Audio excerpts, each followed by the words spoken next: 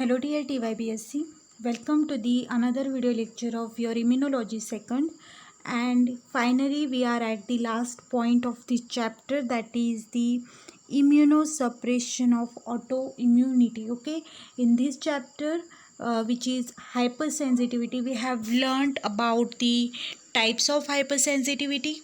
Along with that, we have seen about the different types of the autoimmune diseases. Okay, and mainly we have studied the pathophysiology of two autoimmune diseases, which were rheumatoid arthritis and the myasthenia gravis. Okay, these are the things that we have learned up till now, and in this lecture we are going to study the next point of the syllabus, which is going to be the last point of this chapter, that is immunosuppression for autoimmunity. Okay, now when we have learned about the autoimmune diseases, we have taken brief idea about why autoimmune diseases takes place.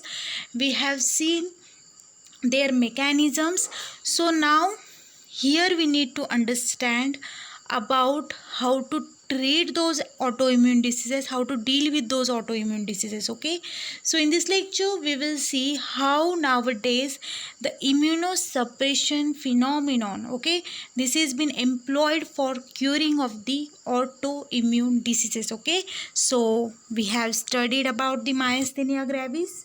We have already learned how the pathophysiology of this disease is. Also we have seen the one more type of autoimmune disease, that was rheumatoid arthritis. We have learned about the pathophysiology of this, and the last point that we are going to study is the immunosuppression. Okay, immunosuppression mechanism that is been employed for the curing or for the dealing with the autoimmune diseases. So now जैसे हमने transplantation chapter में भी study किया था, उस time में भी मैंने आपको बताया था कि जो ऐसे डिसीजेस होते हैं जहाँ पे हमें हमारी इम्यून सिस्टम ही प्रॉब्लम देने लगती है, तब ऐसे डिसीजेस का इलाज करने के लिए या फिर उसका ट्रीटमेंट करने के लिए we need to suppress our immune system, कि वो उसका नॉर्मल फंक्शन ना करे ताकि और काम ना बिगड़ जाए. ठीक है, होता क्या है, अब भले वो ट्रांसप्लांटेशन हो या फिर हमारा ऑटो इम्यून डिसीजेस हो, ठीक है, दोनों कंडीशन में होता ये है कि अब आपको ट्रांसप्लांटेशन का पता है, ठीक है, वहाँ पे होता क्या है कि ऑर्गन जो है हम जब ट्रांसप्लांट करते किसी डोनर में, ठीक है, from the in the receiver from the donor, तो वो जो रिसीवर की बॉडी है उसके लिए वो पूरा ऑर्गन एक नया सिस्टम है, एक नया सेल है, एक नया एंटीजन है. अब एक ऐसी बॉडी है इंसान की जिसकी इम्यून सिस्टम इतनी स्ट्रॉन्ग है कि जो एक बैक्टीरिया तक को डिटेक्ट कर लेती है, एक डस्ट पार्टिकल तक को डिटेक्ट कर लेती है. तो is it possible that the whole organ which is made up of multiple cells can be transplanted and it gets settled very easily? Nope, that organ will be rejected by the receiver. Okay, receiver की immune system definitely उस organ को बाहर निकालने की कोशिश करेगी, क्योंकि उसके लिए वो सेल अगर HLA मैच है तो ठीक है, अगर वो नए इंडिविजुअल में से है जिसका HLA सीक्वेंस और जो डोनर का HLA सीक्वेंस है वो दोनों मैच नहीं कर रहे हैं, तो प्रॉब्लम होगी ही होगी. ठीक है, और अगर मैच भी कर रहे हैं तो आई डोंट गारंटी कि उस टाइम पे भी प्रॉब्लम नहीं होगी, प्रॉब्लम तब भी हो सकती है. तो ऐसे केसेस में किया ये जाता है कि जो रिसीवर की बॉडी है, ठीक है, अब उसको पूरा ऑर्गन लेना है, उसकी इम्यून सिस्टम उसको ऑब्वियस सी बात है एक्सेप्ट नहीं करने वाली, तो उस रिसीवर की बॉडी में कुछ ऐसे ड्रग्स दिए जाते हैं जिससे क्या होता है, उसकी इम्यून सिस्टम पूरी तरह से सप्रेस हो जाती है. ठीक है, मतलब वो उसकी जो एबिलिटी होती है ना कि डिटेक्ट करने की नॉन सेल्फ एंटीजन को, वो सप्रेस की जाती है. और सप्रेस करने की वजह से क्या होता है, वो रिसीवर डिटेक्ट नहीं कर पाता उस ऑर्गन को, और उस ऑर्गन को आराम से टाइम मिल जाता है कि वो उस रिसीवर के बॉडी में एडजस्ट हो एंड एडजस्ट होने के बाद फिर कोई फ़र्क नहीं पड़ता, ठीक है। तो ये सब चीज़ें जो है, ये जो इम्यूनो सप्रेशन जिसको हम कहते हैं, एक बहुत बड़ा वी कैन से एक हेल्प है, एक क्योर है, जो हमें सक्सेसफुल ट्रांसप्लांटेशन में हो या फिर ऑटो इम्यून डिसीजेस में भी हो, दोनों जगह पे बहुत अच्छे से काम आती है, ठीक है। तो जो इम्यूनो सप्रेशन है, जैसे उसका नाम ही क्या है, इम्यूनो सप्रेशन, मतलब इम्यून सिस्टम को सप्रेस करना, उसकी जो नॉर्मल एक्टिविटी उसको डिक्रीज़ करना, जो उसकी सेंसिटिविटी है, ठीक है, कि वो एक डस्ट पार्टिकल तक को डिटेक्ट करती है, उस सेंसिटिविटी को डिक्रीज़ करना is the main motive behind this immuno suppression, ठीक है। अब ये जनरली ना की जाती थी फॉर द ट्रांसप्लांटेशन, ठीक है। पहले के ज़माने, नॉट पहले, क्या बोलते से, पहले ये जो ट्रीटमेंट थी पूरी इम्यूनोसप्रेशन की, ये पर्टिकुलरली ट्रांसप्लांटेशन के केस में की जाती थी, ठीक। लेकिन अभी क्या है कि ऑटो इम्यून डिसीजेस भी बहुत बढ़ रहे हैं, इनका रेशियो।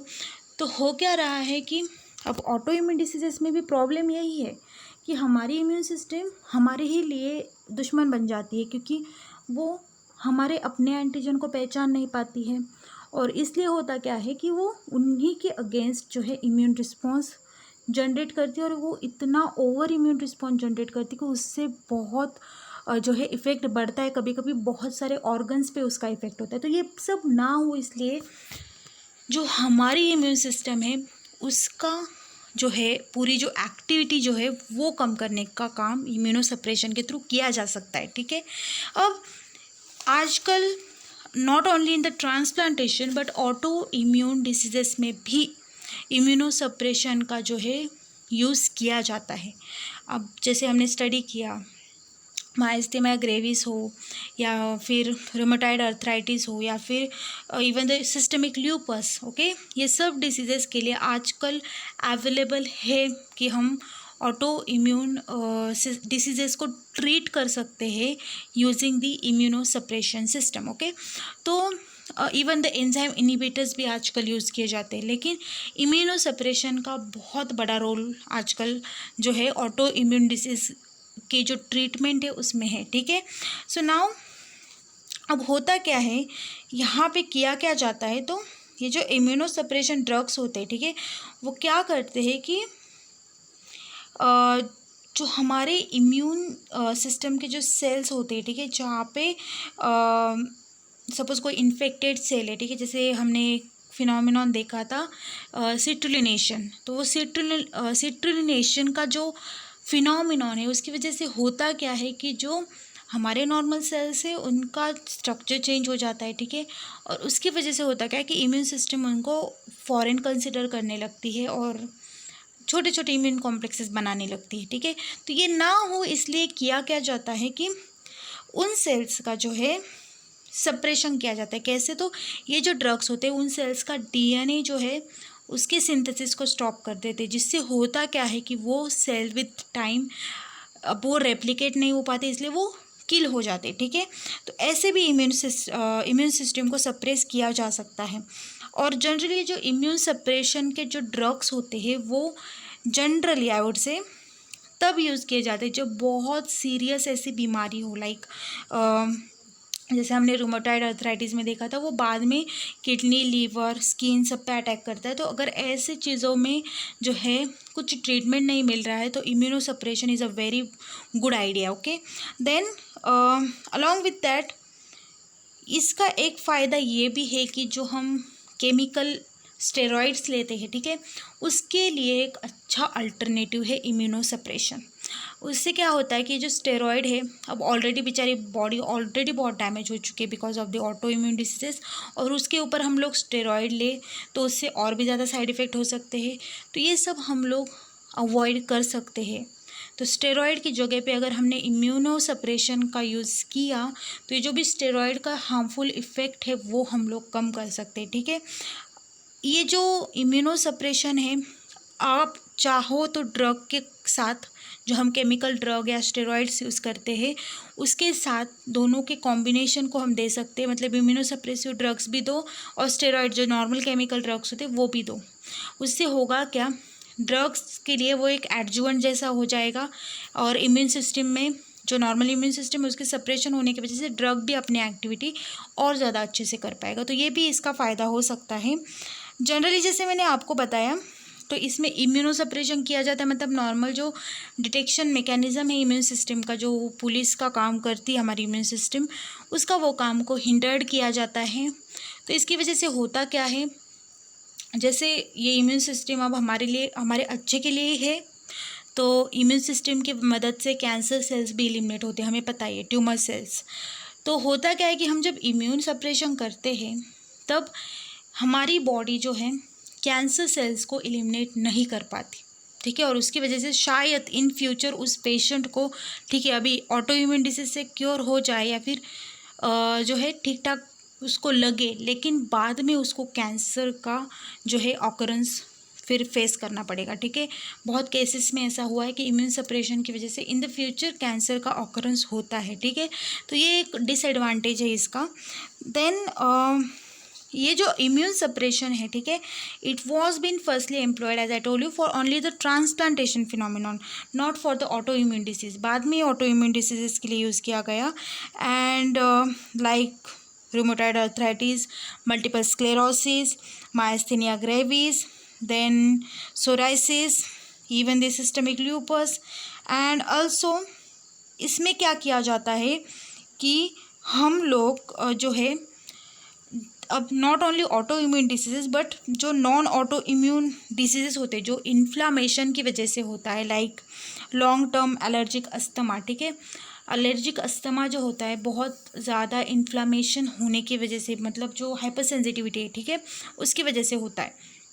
तो वो टाइप में भी हम लोग जो है और उस टाइप के डिसीज़ेस में भी, एलर्जी में भी ये टाइप की थेरेपी हम लोग यूज़ कर सकते हैं, ठीक है। किसी को वो एलर्जी बहुत एक्सटेंड तक हो जाए, वी कैन यूज़ इट। इसके अलावा अगर आपको मैं एग्जांपल्स दूं तो बहुत सारे एग्जाम्पल है जो इम्यूनो सप्रेसिव ड्रग्स आजकल मार्केट में है, लाइक कॉर्टिकोस्टेरॉइड्स, ठीक है। Corticosteroids such that prednisone, okay, along with that budesonide, okay, then prednisolone, बहुत डिफिकल्ट नाम है but you can remember corticosteroids, okay. Then even the calcineurin inhibitors, ठीक है, like cyclosporine, tacrolimus, also motor inhibitors like sirolimus, then everolimus, ठीक है। इसके अलावा भी बहुत सारे ड्रग्स है। इसके साथ साथ मोनोक्लोनल एंटीबॉडी, जो हमें लास्ट चैप्टर देखना है वहाँ पे हम लोग देखेंगे कि मोनोक्लोनल एंटीबॉडीज़ होती क्या है, लेकिन ऐसे एंटीबॉडीज़ भी यूज़ किए जाती है, लाइक उसकी भी एग्जांपल्स है bevacizumab, okay, then along with that muromonab, ठीक है। ऐसी बहुत, अब हम ये कैसे बनाते हैं मोनोक्लोनल एंटीबॉडीज़ के लिए आपको एक सेपरेट चैप्टर है जो लास्ट चैप्टर है आपके सिलेबस का, it is all about the hybridoma technology and monoclonal antibody, जो हम लोग नेक्स्ट लेक्चर में स्टार्ट भी करने वाले, तो इसके बारे में हम लोग वहाँ पे डिटेल में देखेंगे मोनोक्लोनल एंटीबॉडीज़ के बारे में। Now as I told you कि ऐसा नहीं है कि बस ड्रग्स की मदद से ही इम्यूनो सप्रेशन किया जाता है, तो इसके अलावा जो है एक और चीज़ मैंने आपको बताई, मोनोक्लोनल एंटीबॉडीज़, ठीक है।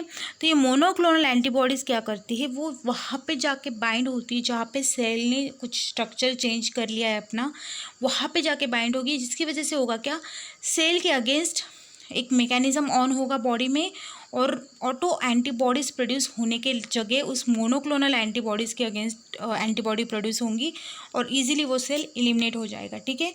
तो ये एक चीज़ की जा सकती है। इसके अलावा कुछ एंटी इन्फ्लामेटरी ड्रग्स, जो sorry not anti inflammatory proteins भी यूज़ किए जाते हैं। अब एंटी इन्फ्लामेटरी क्यों, क्योंकि जो भी साइड इफ़ेक्ट्स होते हैं जनरली ओवर इन्फ्लामेशन की वजह से होते, ठीक है, ओवर साइटोकाइन प्रोडक्शन की वजह से होते, तो ऐसे साइटोकाइन को न्यूट्रलाइज करने के लिए एंटी इन्फ्लामेटरी प्रोटीन्स हम लोग यूज़ करते हैं। तो ऐसी भी चीज़ें आप लोग एम्प्लॉय कर सकते हो for the immuno suppression. Even MHC molecule जो होते हैं, जो जनरली सेल्स पे प्रेजेंट होते हैं, जिसकी वजह से ये सब इम्यून मैकेनिज़म्स होते हैं, उनको भी ब्लॉक किया जा सकता है for the better immuno suppression. तो वो कैसे किया जाता है, तो वो जो MHC मॉलिक्यूल्स है उनके लिए स्पेसिफिक ऐसे प्रोटीन्स बनाए जाते हैं जो जाके MHC को बाइंड करेंगे, जहाँ पे एंटीजन बाइंड होना चाहिए ये प्रोटीन्स वहाँ पे जाके बाइंड होंगे, जिससे क्या होगा कि MHC सेकंड जो है पर्टिकुलरली वो एंटीजन से बाइंड नहीं हो पाएगा, सेल्फ एंटीजन से। अब MHC किस पे होता है, we all know, antigen presenting cells पे या फिर हमारे नॉर्मल सेल्स पे। तो ये जो MHC है वो ब्लॉक होने की वजह से वो एंटीजन प्रेजेंट ही नहीं होगा T हेल्पर सेल्स को, और आगे के इम्यून प्रोसेसेस होगी ही नहीं। तो ये भी एक वे है फॉर द इम्यून सप्रेशन, ठीक है। अलॉन्ग विद दैट कुछ ड्रग्स होते हैं, जैसे मैंने आपको बताया, कॉर्टिकोस्टेरॉइड्स होते हैं, साइटोस्टैटिक्स होते हैं, ओके। इसके साथ साथ जो है ट्रीटमेंट के और भी वेज है। अगर आपको कुछ डिसीज़ क्योर करना है, ठीक है, तो आपको उसके सिम्टम्स को टारगेट करना पड़ेगा। फॉर एग्जांपल अगर हेमोलाइटिक एनीमिया है, वी ऑल नो, उसका टारगेट क्या होता है, RBCs। तो RBCs जो है उसमें मेजर उसमें जो हीमोग्लोबिन को फॉर्म करने के लिए जो फैक्टर इंपॉर्टेंट होता है वो है विटामिन B12। तो यहाँ पे आप लोग विटामिन B12 का जो है enhancement करके we can cure the hemolytic anemia, okay। then in the case of the systemic lupus erythematosus यहाँ पे आप लोग नॉन स्टेरॉयडल एंटी इन्फ्लामेट, अब ये नॉन स्टेरॉयडल है मतलब प्रोटीन से है, ये एंटी इन्फ्लामेटरी, जैसे मैंने आपको बताया ऐसे एंटी इन्फ्लामेटरी ड्रग्स आप लोग दे सकते हो उस इंडिविजुअल में, जिससे क्या होगा उसकी जो इन्फ्लामेशन प्रोसेस है वो न्यूट्रलाइज हो सकती है, like ibuprofen, naproxen, even anti malarial drugs, then corticosteroids. And बहुत ज़्यादा अगर सेवियर केस हो तो जैसे मैंने आपको बताया था कुछ इम्यूनोसप्रेसिव ड्रग्स के नाम, तो वो भी यूज़ की जाती है। So these are all the immunosuppressive drugs that are been used, okay, for the treatment of the autoimmune disease. यहाँ पे you can see the example glucocorticoids, ठीक है, cytostatics, then there is this antibodies as I told you, monoclonal antibody, जिसके बारे में हम next lecture में और ज़्यादा अच्छे से देखेंगे। And along with that drugs acting on the immunophilins, okay, like cyclosporine and tacrolimus, ठीक है। ऐसे कुछ ड्रग्स होते हैं जो हम लोग एम्प्लॉय कर सकते हैं for the purpose of suppression of immune system. तो ये जो प्रोसेस है आप लोग इसको याद रख सकते हो कि कभी कभी मोनोक्लोनल एंटीबॉडीज़, कभी कभी इम्यूनोसप्रेसिव ड्रग्स, कभी कभी we can use the blockage of MHC molecules, sometimes we can use anti inflammatory drugs, and sometime even we can suppress the T cells, okay. T cell suppression करने की वजह से भी बहुत फ़र्क पड़ता है, क्योंकि फिर आगे के प्रोसेस T सेल जो है B सेल को सिग्नल नहीं कर पाएगी, तो इट्स गुड बिकॉज फिर B cell antibodies, autoantibodies नहीं बनाएगी तो डैमेज भी कम होगा, ठीक है। तो इम्यून कॉम्प्लेक्सेस फॉर्म नहीं होंगे एंड आगे की प्रोसेस भी नहीं होगी। तो यही एक टारगेट होता है इम्यूनोसप्रेशन में कि इम्यून सिस्टम को कैसे हम लोग जो है थोड़ा सा सप्रेस कर सके ताकि वो खुद की दुश्मन ना बने, ठीक है। That is the main motive. So that's about it. With this point we conclude the 6th chapter of your syllabus, that was hypersensitivity, okay. अब इसके बाद एक ही चैप्टर बाकी है हाइब्रिडोमा टेक्नोलॉजी का, जो हम नेक्स्ट लेक्चर में स्टार्ट करने वाले हैं। अगर आपको इससे रिलेटेड कुछ भी जो है डाउट है, क्वेरी है, please contact me and keep watching the lectures. Thank you.